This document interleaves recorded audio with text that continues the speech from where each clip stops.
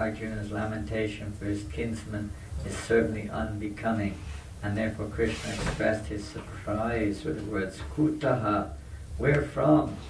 Such impurities were never expected from a person belonging to the civilized class of men known as the Aryans.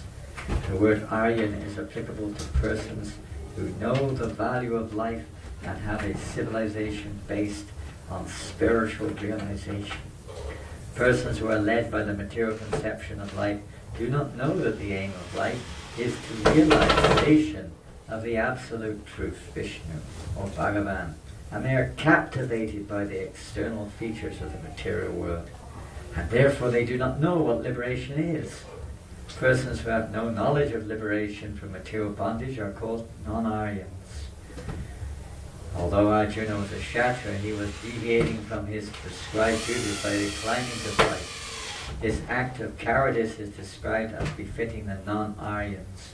These persons who don't know the value of life. They think the purpose of life is material advancement, material comforts, elevation to heaven. This is the nature of the non-Aryans. Those who don't know what the purpose of life is. They think the purpose of life is to make life in this material world very nice, make it comfortable. And our Guru Maharaj would sometimes say, they're trying to make a toilet, trying to make it very, very nice. Which they do nowadays. Sometimes the toilet is the most comfortable room in the whole house. Nicely carpeted from wall to wall, music playing, nice wallpaper everywhere, soft cushions to sit on the toilet piano, and nice smelly fragrance everywhere, newspapers to read while you're sitting there, all kinds of videos, television, everything's there in the toilet now to make it a comfortable place. But you still have to pass stool. It's the same thing going on. So the best thing is to do it and get out as quick as you can. The material world is like that. Best do your business and get out as quick as we can. We shouldn't try to get too hung up trying to spend our whole life trying to make it a comfortable place, because you can't. It is not a comfortable place. It is Dukkhalayam Shastra. You can't avoid it.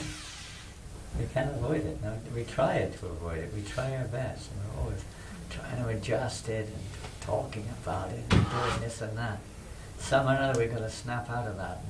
And, I was with a devotee the other day. You may know him. Some of you know Hari Ram. He's from London, Indian devotee. Any of you remember Hari Ram? He was here for 20 years as a devotee. Maybe 5 years ago he left for New York. He used to live in the East End. He was the manor that he moved there. He was sick. The other day he almost died. He was 8 hours, he was just writhing in agony. He was in such pain. And then, slowly it kind of eased off. Then he just read just a little bit of Prabhupada's books. And he's like transferred, just suddenly realized, he was like in another world.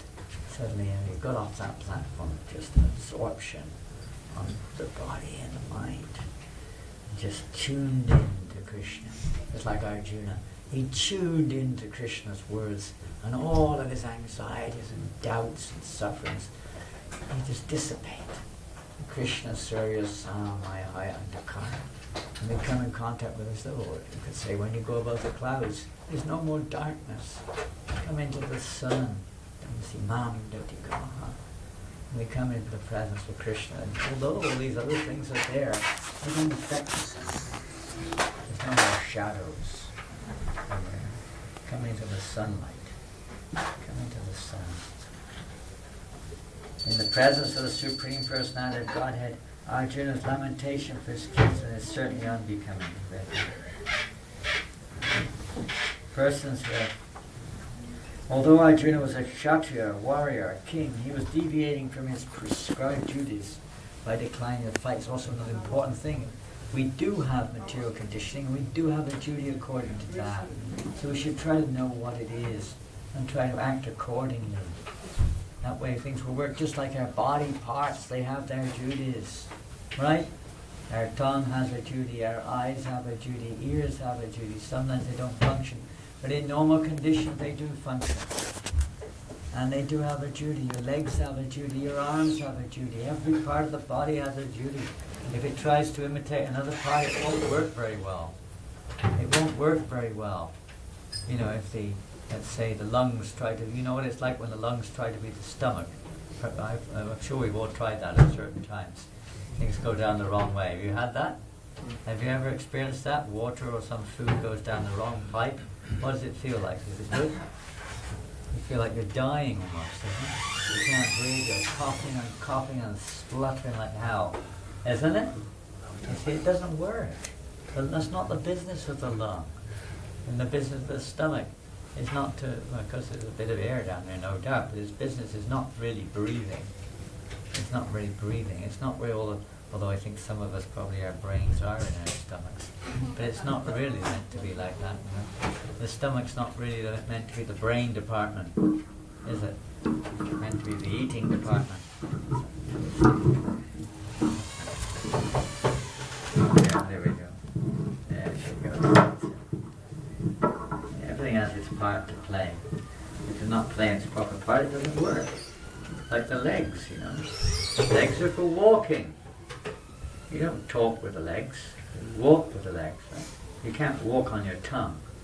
Maybe somebody can. I don't know. They might be looking at perhaps the Guinness Book of Records. There's somebody who walked for 1 second on his tongue or something. Still on his tongue. Balance his whole body on his tongue. I don't know. I doubt it. But that's not what the tongue is. Everybody has their part. We're all parts. Play the part designated to us. That way we can attain success if we do it in relation with Krishna. Such deviation from duty does not help one in the progress of spiritual life, nor does it even give one the opportunity to become famous in this world. You won't be happy either. You know, if the part doesn't play its role, it won't be happy. If the finger doesn't play its role, it won't be happy. We won't be happy materially, what to speak of spiritually, if we don't play our part. Lord Krishna did not approve of the so-called compassion of Arjuna or his kinsman. That will be explained later on. Compassion is the most prominent quality of a devotee, but it's not just the compassion which we're talking about here. It's the compassion for the fact that the soul is in ignorance. Not that the soul is suffering in the material world per se.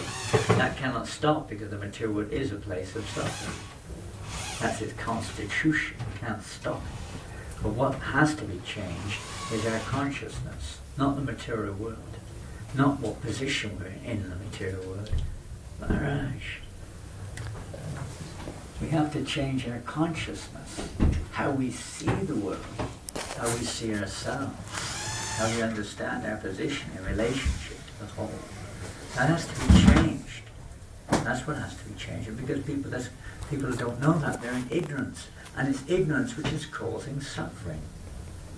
It's not the material world per se, and it's not even our karma. You could say like that in one sense, but it's really ignorance which is the cause of suffering.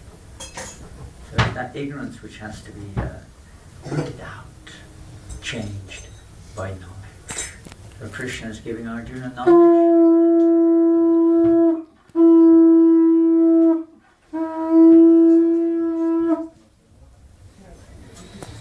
Time and tide wait for no man. The horns are blowing. So try to study this Bhagavad Gita, hear it attentively, especially in the association of devotees. It's always good to hear it with at least 2 devotees. Sit down, read and discuss. It's very good to sit down, read and discuss. It really removes a lot of the clouds in our life. Thank you very much. Prabhupada ki jai. Shri Radha-Krishna Temple ki jai. Shri Gaurnitai ki jai. Shri Jagannath Subhadra Baladev ki jai. Don't forget Jagannath Baladev and Subhadra. They're upstairs.